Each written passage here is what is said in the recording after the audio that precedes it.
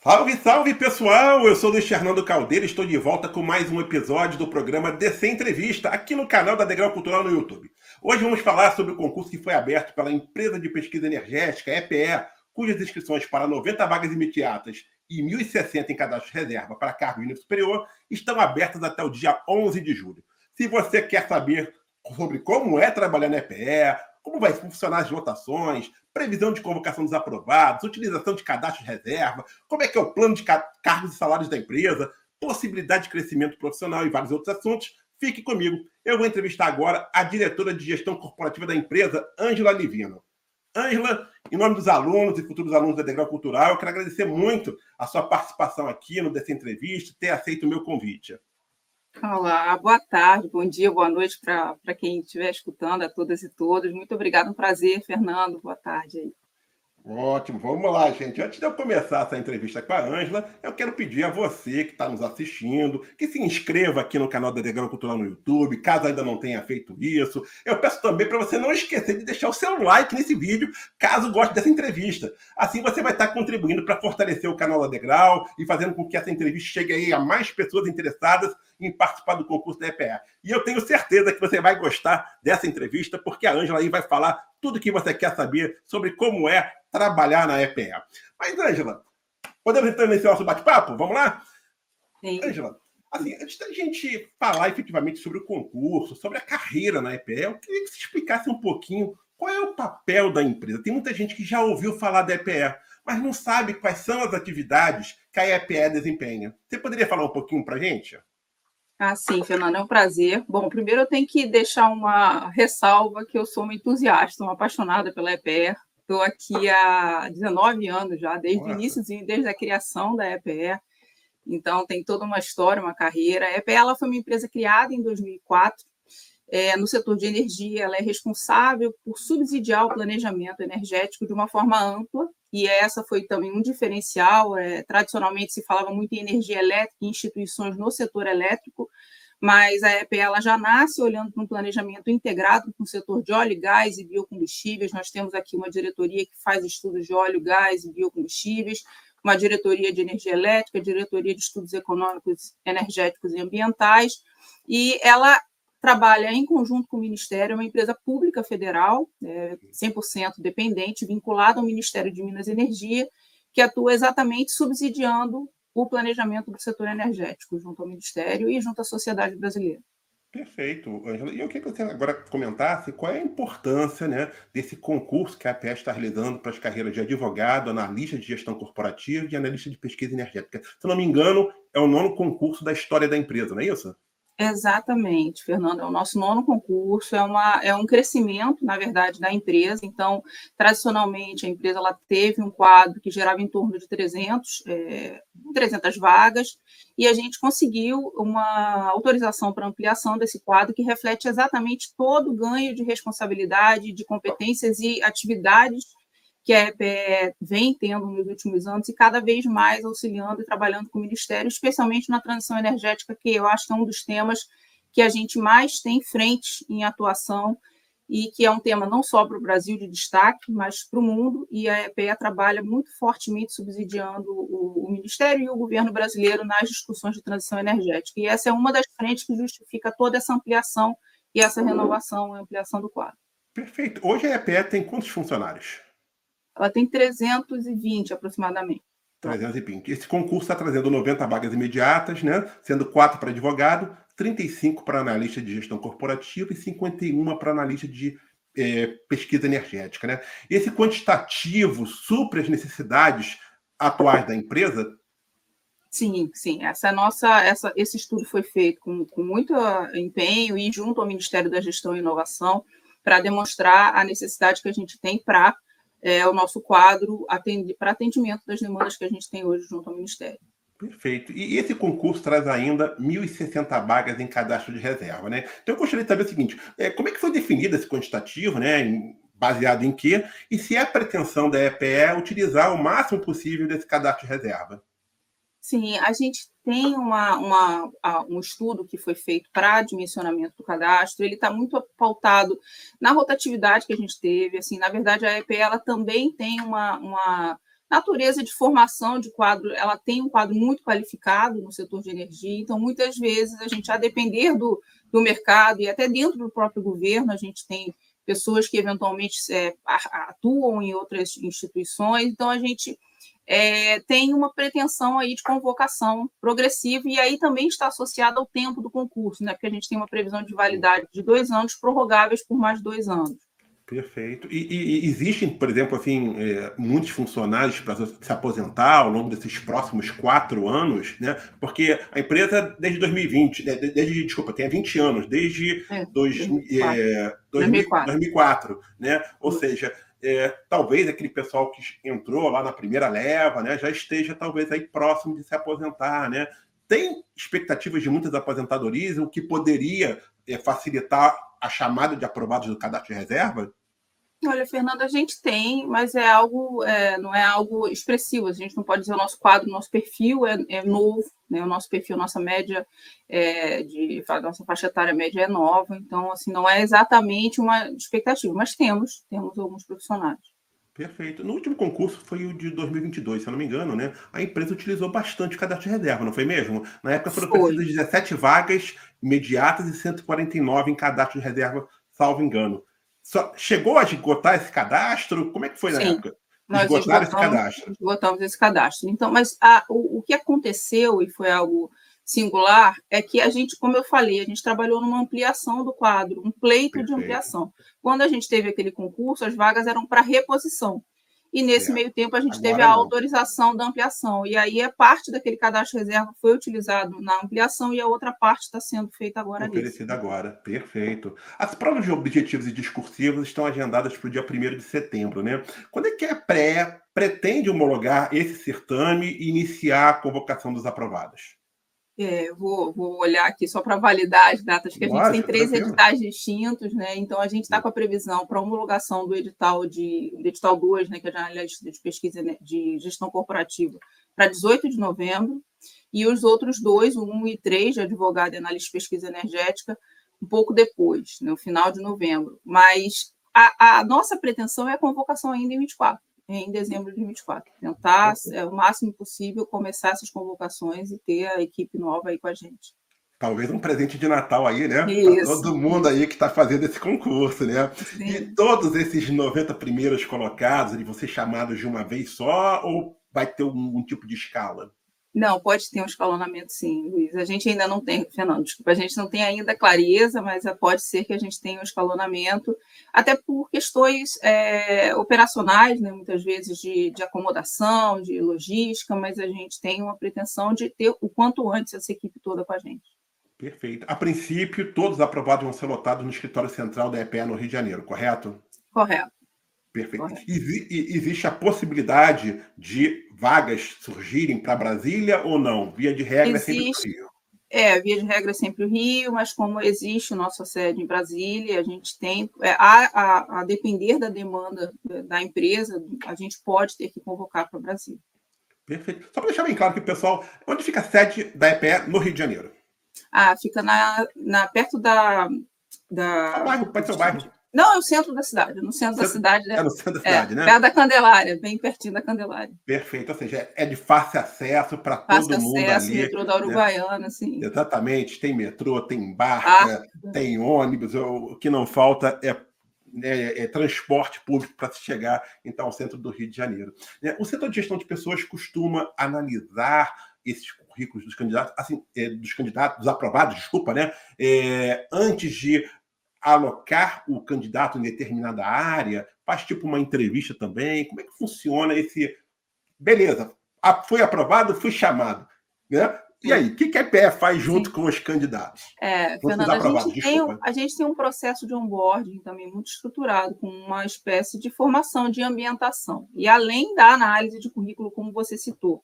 Então, ao longo desse período, digamos, o primeiro mês, ele tem várias formações, tanto passando por todas as áreas da empresa, com palestras, tanto na área de governança quanto nas áreas específicas das diretorias, palestras também das outras instituições com as quais a EPE se relaciona. Então, é um onboarding bem completo.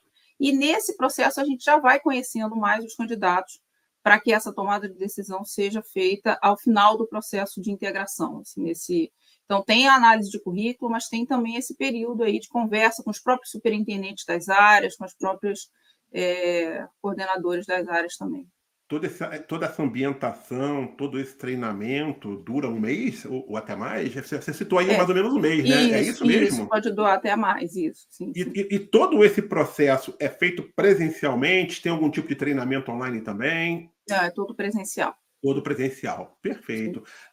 Uma coisa assim, que eu gostaria de saber também, já dentro da empresa, né? Eu imagino, pelo menos grande parte hoje das empresas públicas, dos ministérios, né, dos órgãos públicos, hoje trabalha de forma remota, tem um trabalho híbrido. Isso é regulamentado na EPE? Sim, nós temos uma previsão de trabalho híbrido, sim, atualmente vigente, com alguns dias presenciais, outros dias remoto, e isso, inclusive, também tem uma discussão nesse momento de avaliação e possível revisão desse normativo, mas com a previsão de trabalho híbrido, sim, é o que a gente vem trabalhando. Aí a pergunta que eu vou fazer também, acho que é de muita gente que deve estar pensando, poxa, mas assim, vai ser preciso, talvez, primeiro, principalmente os mais novos, esse pessoal que vai entrar agora, né, cumprir uma determinada carência, digamos assim, né, presencial, para depois poder aderir ao trabalho híbrido, é isso? Exatamente. Em média, leva o quê? Um ano, mais ou menos?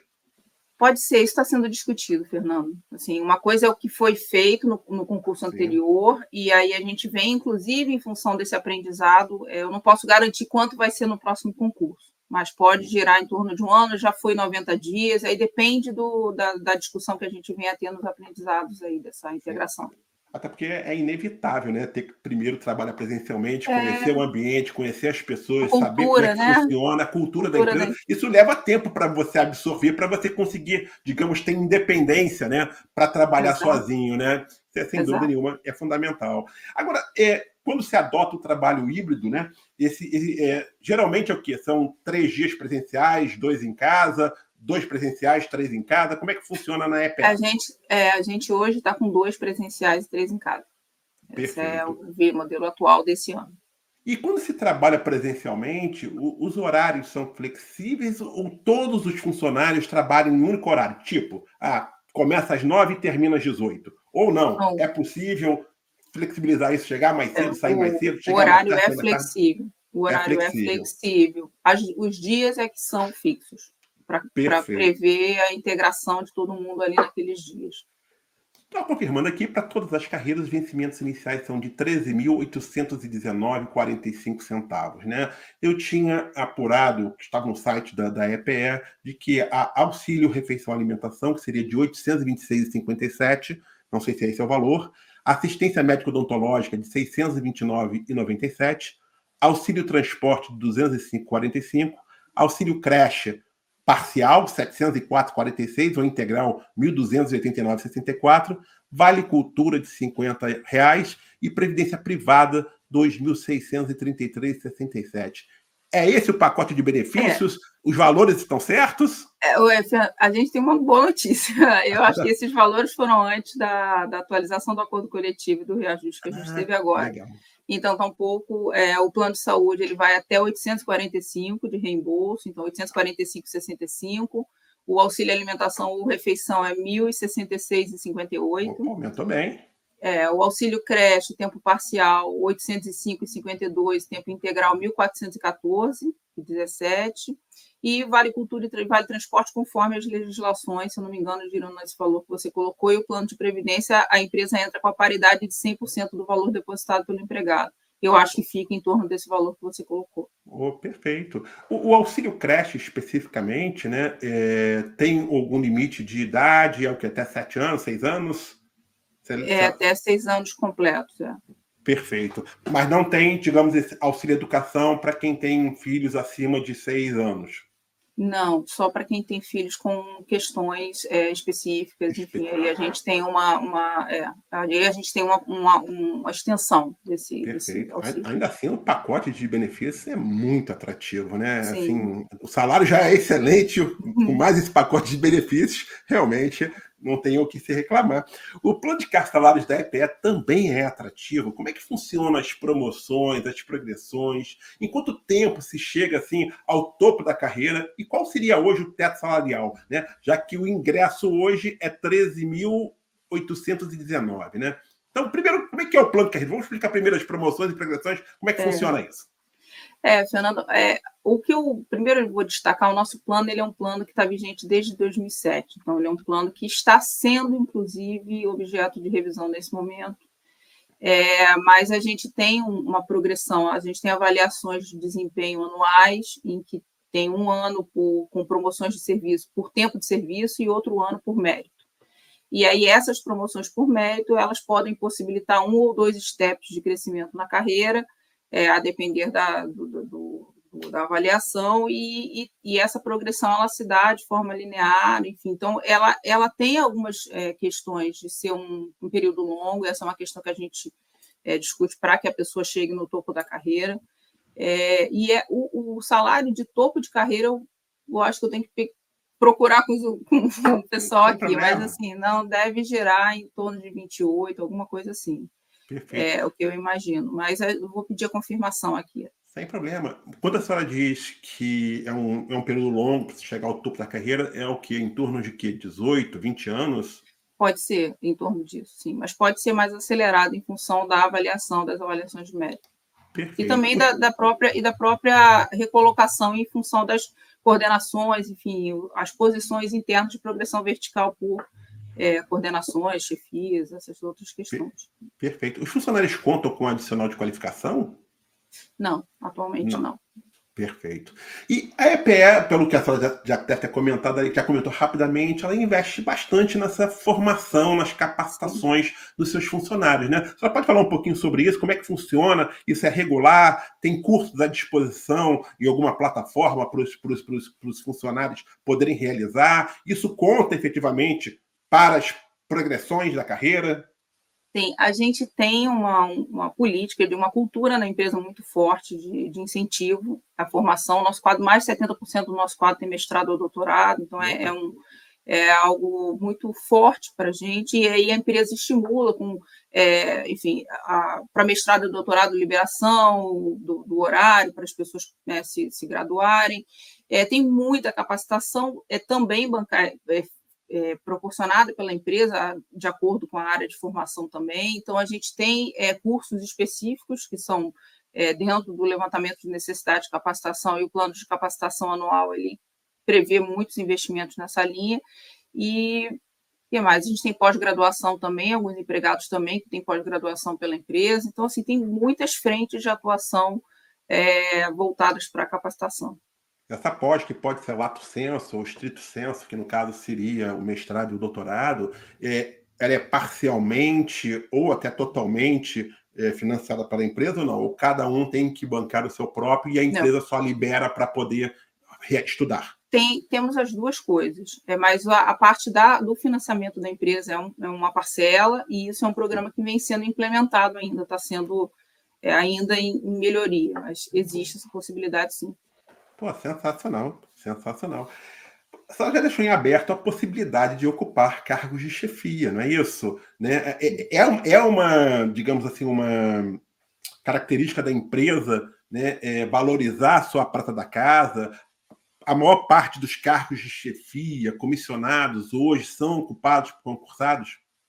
Sim, a grande maioria. É uma política muito forte da casa. A gente tem uma formação dos nossos quadros hoje de chefia, são predominantemente ocupados pela casa. Assim, bem forte. A gente tem, claro, tem alguns cargos de livre provimento, que eventualmente vêm, enfim, pessoas até do próprio serviço público, muitas vezes por uma empresa pública ter ali uma característica, principalmente nas questões de governança, mas a gente tem uma política muito forte, especialmente nas áreas de negócio, de promoção dos funcionários da casa. Mas, por exemplo, assim, um recém-contratado, né, assim, concursado, está aí na empresa há 1 ano, ou até um pouco menos, ele pode ter a chance, né, de ocupar um cargo de chefia nesse curto espaço de tempo, desde que tenha qualificação para isso e desenvolva um bom trabalho? Fernando, nada impede. Assim, a gente não existe nenhum tipo de política que vede esse tipo de de possibilidades, né? Acho que tudo depende realmente do destaque, do profissional. A gente, como eu falei, a gente tem no momento, uma avaliação do plano de cargos e salários, mas também do plano de cargos e funções. Então, eu estou falando pelo que existe hoje, mas a revisão do plano de cargos e funções pode ser que ela traga, eventualmente, uma exigência de maturidade para alguma posição. Eu não posso te afirmar que, quando as pessoas entrarem, a gente pode ter um novo plano de cargos e funções, mas o que eu posso dizer pela cultura da empresa hoje é que isso não é vedado, não existe uma impossibilidade para que isso aconteça. Sim, eu acho que o importante o candidato, né, que vai fazer o concurso, né, e aquele que ingressar, saber que as chances de crescimento profissional, de fazer uma carreira de sucesso dentro da EPS são grandes, então, né, Ângela? Sim, são. Sim, Show. Muito bom. Ângela, para a gente aqui encerrar esse nosso bate-papo, essa entrevista, eu queria que você deixasse uma mensagem para todos aqueles que vão participar desse concurso da EPE, cujas inscrições vão somente até o dia 11 de julho, né, por meio do site da FGV. Bom, eu queria deixar uma mensagem de muita confiança e dizer que a gente está de braços abertos para recebê-los. E confiem, se preparem, estudem, vale a pena a gente estar aqui, vale a pena vir para a EPE. É uma empresa que tem um poder enorme de transformar a sociedade que a gente vive. A gente trabalha muito forte, como eu falei, nas questões de transição energética, para que a gente tenha uma sociedade mais justa, com um atendimento de energia plenamente satisfatório, e tem uma série de motivações quando a gente fala de descarbonização e um futuro melhor, e a gente está aqui contribuindo para isso. Então, espero que vocês venham trabalhar com a gente. Legal, Ângela. Quero agradecer muito a sua participação aqui no DC Entrevista, agradecer pela transparência, né, que a empresa tem dado ao concurso desde antes de sair o edital e agora mais ainda, né, com o edital na praça, né. Eu não tenho dúvida aí que você esclareceu boa parte das principais dúvidas aí, ou talvez até todas as dúvidas, né, que os candidatos, né, do concurso da EPE tinham aí e perceberam que tem um cenário muito positivo aí sobre as oportunidades que a empresa pode oferecê-los, né? Então, fica aqui o convite para você voltar futuramente para a gente falar um pouco mais sobre a empresa. Muito obrigado, Ângela. Será um prazer. Obrigada, Fernando. Então, legal, pessoal. Eu vou ficando também por aqui, mas antes de ir embora, né, eu vou lembrar vocês, deixe seu like nesse vídeo, pegue esse vídeo, compartilhe aí com seus amigos, com todos aqueles que possam ter aí interesse em participar e de trabalhar na EPE, né? De participar do concurso e de trabalhar na EPE. No mais, acompanhe aí as nossas redes sociais, a seção de notícias do site da Degrau Cultural. Estamos aí sempre trazendo informações atualizadas sobre tudo que está acontecendo de mais importante no mundo dos concursos públicos. Um grande abraço a todos e até a próxima, gente. Valeu! Tchau, tchau!